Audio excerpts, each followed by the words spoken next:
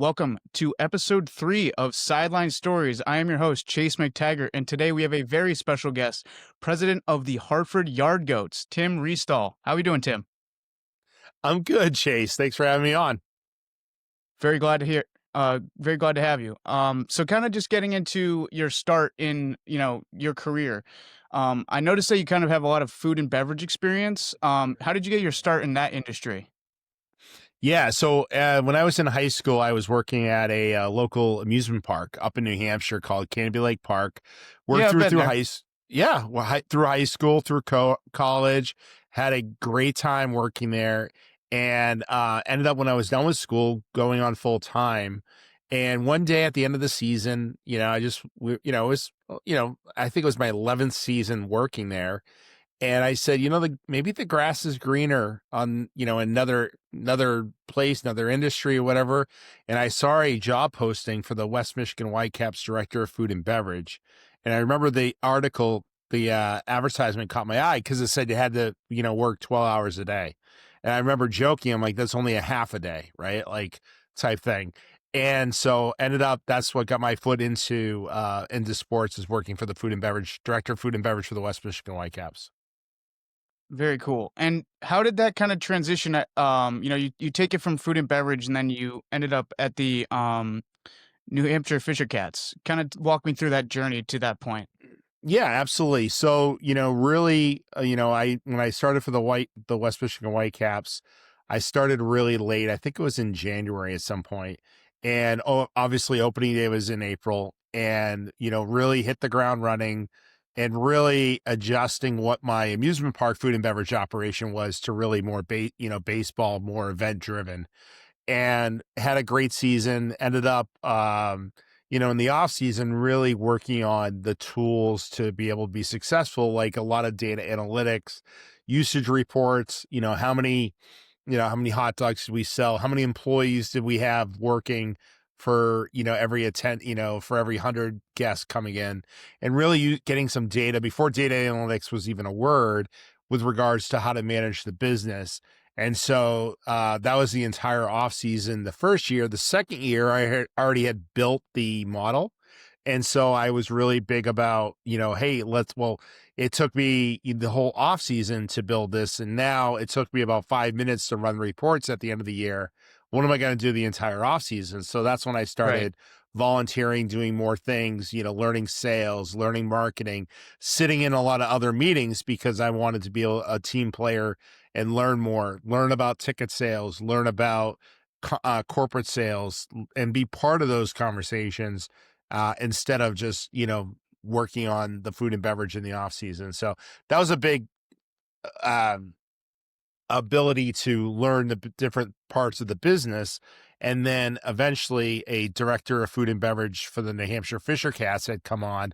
And originally being from New Hampshire, it was like, dream come true to be able to go home, be able to work in baseball and, the town that I was the city I was born in. So it just Very cool. meant a lot to be able to come back. And how did those skills as far as, maintaining those reports and kind of taking inventory and stuff, how do you think those kind of transferred into, your next roles as far as, becoming the general manager of the Rock Cats and also then the president of the Yard Goats and general manager of the Yard Goats? Yeah, so I mean it's information, right? And it's information on what you need to, make decisions with. And that big part of it was good because then you could evaluate your decisions, you could have more information, more data to make that. And so be able to have all that information was able to then be able to help you make better decisions. And I think that, really applies today in ticket sales, merchandise sales, food and beverage sales, everything along those lines. And also, the demographics of where people come from, what are they spending on, what are their wants and needs, all that information. So really it helps me every single day in what I need to do. You've been there 11 years. I would say, what is your biggest takeaway from your time at Dunkin Park and your positions there? Um, Biggest takeaway. I think really, what we do there is more than baseball. And we talked about that from the day, before we even played a baseball game, is that really our community programming is such a big part of what we do. I think that's my biggest takeaway, is that there's so many people that are impacted with the ballpark that that's my biggest takeaway. Love that. And kind of building off of that, last year you guys were voted 2024 Organization of the Year. This year you earned the Driving Diversity Award. What does that kind of mean to you as the president of the Yard Goats and also the organization as a whole? Obviously you're doing great things in the community, have a lot of great initiatives. What does that mean for you? Yeah, so last year, obviously, that the organization of the year was just a great feather in the cap, a really great, award and recognition for the entire staff, but really our fan base, our season ticket holders, our sponsors, our community. You don't become there's baseball organizations that have been around for 100 years that have never won organization of the year. So for us to do it in our 10th season, ninth and at playing at Dunkin Park, it was really a great accolade. And really, that when this year for the Driving Diversity Award, we always want Dunkin Park to be everyone's home, right? And so that's why we do a lot of the programming that we do, a lot of our community programming, a lot of our, food sensitivity. We're a peanut free ballpark, different things like that, that we always want it to be Dunkin Park to feel like home. So again, they get those two awards back to back years is like, we're just in shock of, but it's just it's a great, um, it's such a great accolade to our staff and to our fans that, really make Dunkin Park the best ballpark in the country. Absolutely. I've been there a couple times. I can say it is a great experience, definitely a home away from home kind of feel. What would you say are the biggest factors in kind of creating that environment for your fans, but also your staff? Yeah, I think it's, one of the things is that we have a great front office staff, great game day staff. The ballpark's beautiful, right? It's great Absolutely. architect, great location, but it takes people to really make that a great asset. And I think oftentimes we talk about that, like the video board, you can get the best video board in the country, but if you don't put the great content on the video board, then it's just a screen, right? If you don't, Right. when the Yard Goats hit a home run and you don't, hit the music at the right cue, and you don't make the screens make all the graphics, and you don't, get the energy pumped up with the fans, it's just a base hit, right? Like, so it's Right. making sure that you really make the fan experience the best can be. And we do that all the time with all the, we call it the touch points. So from the time you buy the ticket to the time you get off the highway to the time you park your car to the time you cross the street to the time you scan your ticket to the time you buy popcorn, go to the bathroom, catch a foul ball, whatever those, we want the fans experience to be the best it can be. And that's something that we do. We're constantly looking at those touch points. Yeah, and it seems like it. I mean, there's a lot of exciting stuff coming up this year. Biggest thing I believe is the Banana Ball coming to Hartford. Got the Party Animals playing against the new Indianapolis Clowns. That's pretty cool. How did that kind of come to fruition for you guys? Yeah. So back in, I think it was 2023, um, we hosted the Savannah Bananas when it was just the Bananas versus the Party Animals Right. going around, and we hosted them on a Monday night. It was sold out. It was over 7,000 guests in Wow. Dunkin Park. It was huge. I think the manager for the Bananas said it best. He goes, "You're gonna remember this like when Aerosmith was on its way up, and you caught them at the local bar before Right. they were doing stadiums." And exactly is right. We know Jesse and the entire Banana Ball team and worked well with them. And then they reached out this year with regards to coordinating a schedule to come back to Hartford. So we worked with the state, the city, some local um, sponsors to be able to try to make their experience the best it could be, and get Banana Ball to return back to Dunkin Park. So we're excited. Party Animals put on a great show. The new team with the Indianapolis Clowns really looks great storyline, and looking Absolutely. forward to seeing them play in downtown Hartford. Yeah, it'll be a great experience. Kind of building off some of the cool stuff that you've done. I wanted to also, give you props where it's due for the Dunkin Park was nominated for the Newsweek Best Ballpark of 2025. What would you say are some of the factors that kind of contribute to that side of, having great food, having great service? What does it really come down to for you guys?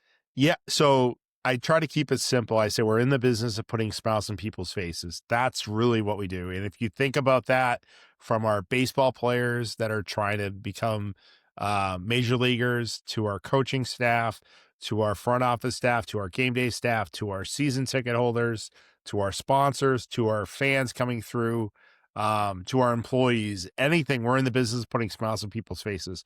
So we tried to make sure that we do that in unique ways, in fun ways, and leaving a great experience with our fans. So whether you're coming into the ballpark, you're walking around and you see, we have this large giant catcher's mask for a photo opportunity, to the Dunkin slide, to live goats in the outfield, to getting a 2-foot hot dog or munchkins wrapped in bacon for a food item, or whatever the case may be, A little bit of everything. a little bit of everything. That experience is so important to us because, and I'll say this, we're affiliated with the Colorado Rockies. And if you don't know the Colorado Rockies, if you look at the worst team in baseball last year, that was the Colorado Rockies, right? Yep. So for us, it's more about the development of the baseball side, but also the experience. And that where, when it comes to baseball in the Northeast, we cannot compete on baseball. We're double A of the Colorado Rockies. We're not going to compete with the Red Sox. We're not going to compete with the Yankees on the baseball side, It's a different market. but different, but also different experience. But we can compete in the family entertainment side. We can compete in the merchandise world. We can compete in the experience at the ballpark compared to other ballparks. And those are the things that we really focus on and be able to do, really strive on. Absolutely. And would you say that your experience with these other organizations like the Fisher Cats, like the Rock Cats, would you say that kind of getting an understanding of these markets, in the New England and greater area has helped you understand the market in Hartford and kind of market to, the local customers slash fans in a more effective way? Yeah, absolutely. So I think, yeah, so it's listening to your market. People say, "Oh, I know my market." Well, you know your market by listening to your market, right? Right. And what happens in Hartford, Connecticut might not be able to work in Springfield, Massachusetts, might not work in Keene, New Hampshire, or Portland, Maine, right? It depends on your area. And so that's something that you have to really, have a good pulse on. And you have to be able to, take risks, find out where the edge is, find out where you can market to, what you can do, what you cannot do, and really just, understand your market. Absolutely. And kind of transitioning off of that, I've worked for the Westfield Starfires, as you may be familiar with that, but we have done some games at Dunkin Park. Yep.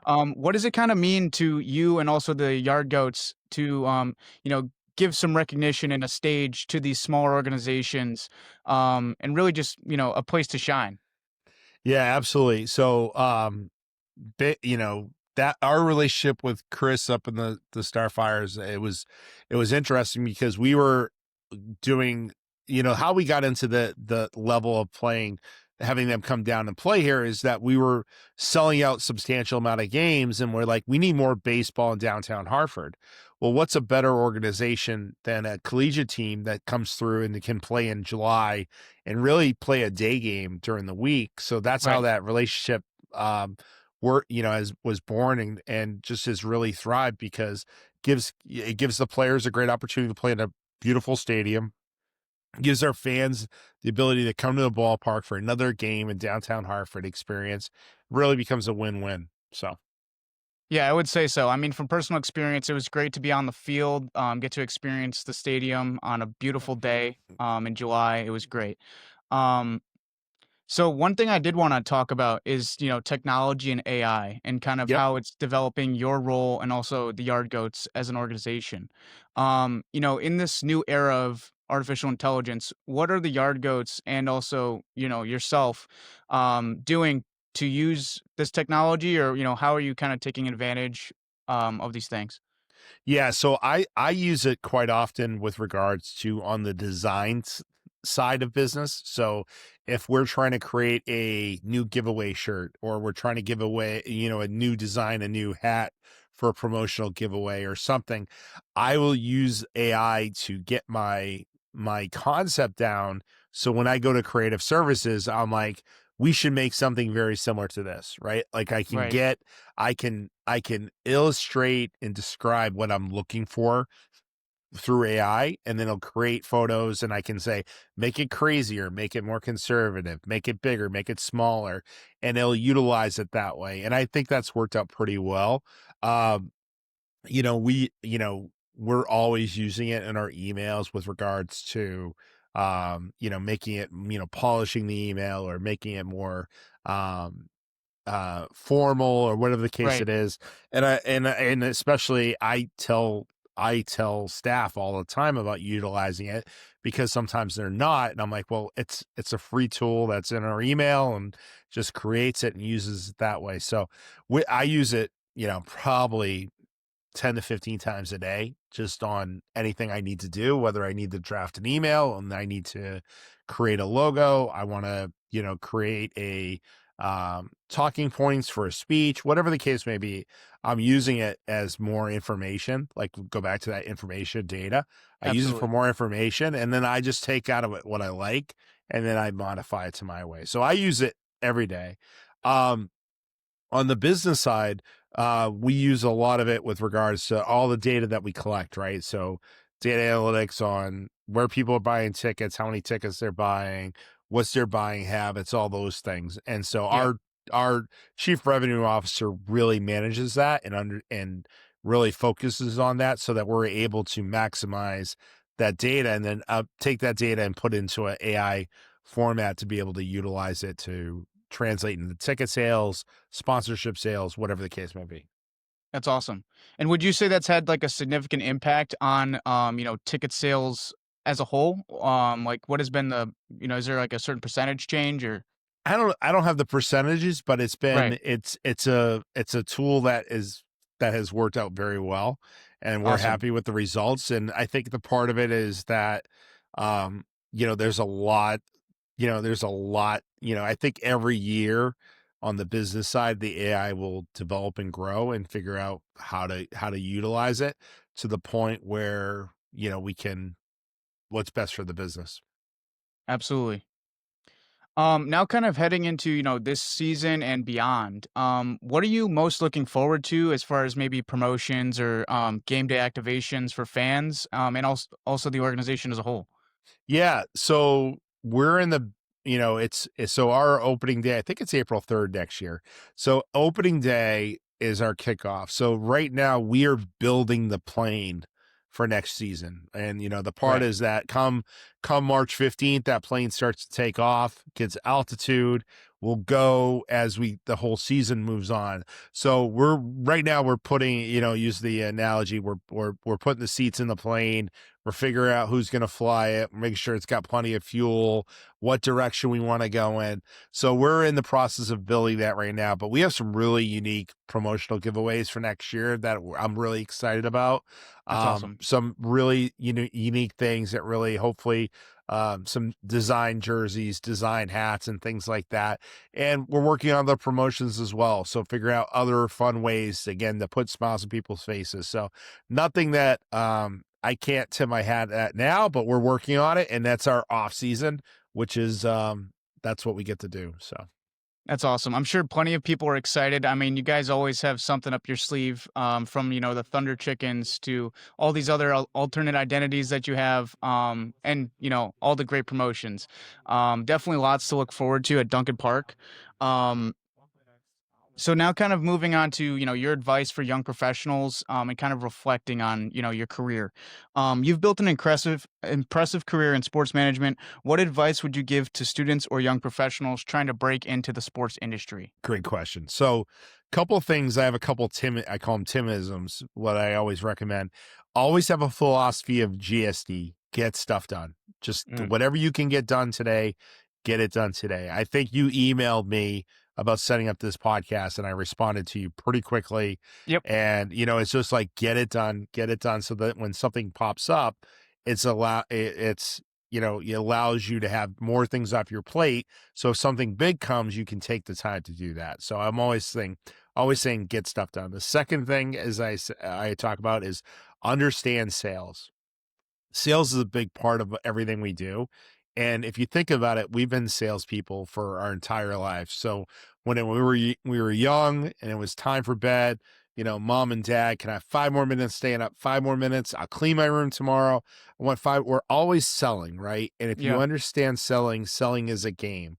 When I speak to a lot, at a local college and university, and I'll talk about, who here is looking for a job after they graduate, and the entire hands go up. And I'm like, who here likes sales? And only a couple people. I'm like, you realize you have to sell yourself, right? Like, it's not Mm, like, just like they're going to be an order taker. Like, oh, okay, yeah, we'll have you come work here.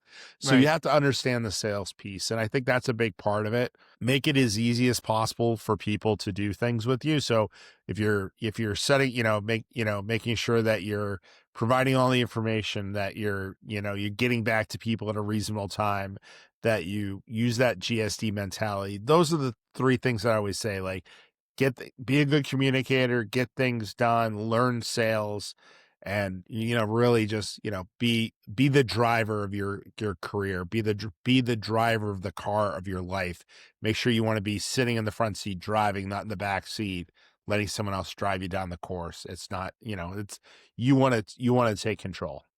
I love that. That's a great mentality to have. What would you suggest for people like myself? Like, what is the way to sell yourself in the best way possible? Is it, to be concise and kind of just get to the point, or do you want to be detailed? What do you think? Well, it really all depends on the situation. It all depends on what is, the path in front of you. Is really, it all depends. Right. Someone had asked me a couple weeks ago, when I spoke at the Eastern Connecticut State University. They said, would you sacrifice experience for compensation? And I go, that's a tough question, right? Because Mm, like the hopefully the experience leads to the compensation, but right. people like nice things, right? So it's like it's all depends on what you value that experience and what you're going to take with it. So it's some of the things that I often say is that, and of course, we all think the closest between 2 points is a straight line, and it is. No one's career is a straight line. There's Right. plenty of ups and downs, and you have to ride it. And if you asked me 30 years ago, do you think you'd be the team president of a minor league baseball team? I would have laughed and I would have said, "There's no way." But opportunity arises, and you take those calculated risks and what you want to do and how you want to do it, and you make it work. Absolutely. And, kind of wrapping things up, what would you say in your time with the Yard Goats or just in your career overall, is like the proudest moment or, project that you've been a part of? Well, that's a good question. Lots of achievements, especially with the Yard Goats. You Yeah, guys have done yeah, great stuff. yeah. There is. I want to say that really, the recent driving diversity award was a big win, because it's, first of all, it's always nice to get recognized. Oftentimes, we'll talk about, like, we don't have a championship ring for playing on the field, but we have a championship ring on how we perform off the field. So say that, but I think that was a really big feather in the cap this year with regards to getting that, because those are the types of foundations that we've built over years and years and years, and be able to do that, to really be recognized by minor league baseball. That was very cool. So Yeah, absolutely. And one final question. What would you yeah. say is the biggest driver of that culture of, having that customer first experience kind of mindset as an organization as a whole? What's kind of driving that? Um, I think just the staff that we have, they wanna succeed and do well, right? And I That's think awesome. that's a big part of it. We don't settle. We don't, mediocre is not acceptable. it's we want the best experience it can be. And it's oftentimes we'll talk about things and we're like, well, is the fan really getting the best experience, right? And Mm. if not, then let's adjust that and make it so they are getting the best experience. So I would say, based on, the stats, the awards, you guys are giving the fans just about as good of an experience as they can get. But I just wanted to say thank you so much for coming on. Really appreciate your time, Tim. I feel like this was a great conversation.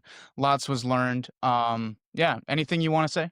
no, no, thanks for having me on. I'm excited to be number 3 on the foundation of your podcast. It's very, very exciting. Thank you. And yeah, lots more to come. And I'll definitely keep in touch. Thank you so much for your time. Absolutely.